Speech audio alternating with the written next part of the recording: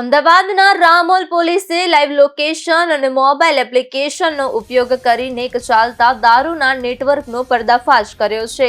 પોલીસને ચોક્કસ બાતમી મળ્યા પછી એક્સપ્રેસ હાઈવે પર વોચ રાખી આ ઓપરેશન સફળ રીતે પાર પાડ્યું. પોલીસે તપાસમાં ખુલાસો કર્યો કે આરોપીઓ ખોટી નંબર પ્લેટ લગાવી બે કારમાં દારૂનો જથ્થો લઈ જઈ રહ્યા હતા. આરોપીઓ જંગી એપ્લિકેશન મારફતે લાઈવ લોકેશન શેર કરીને સપ્લાય ચેનનું સંચાલન કરતા હતા.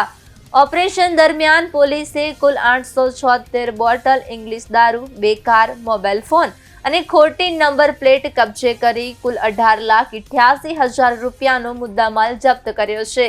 તપાસમાં સામે આવ્યું કે મુખ્ય સૂત્રધાર સખાભાઈ નામનો વ્યક્તિ મુખ્ય પાયલોટિંગ કરતો હતો. પોલીસ અનુસાર આરોપીઓ રાજસ્થાન અને હરિયાણાથી દારૂ લાવી અમદાવાદમાં સપ્લાય કરવા આવ્યા હતા.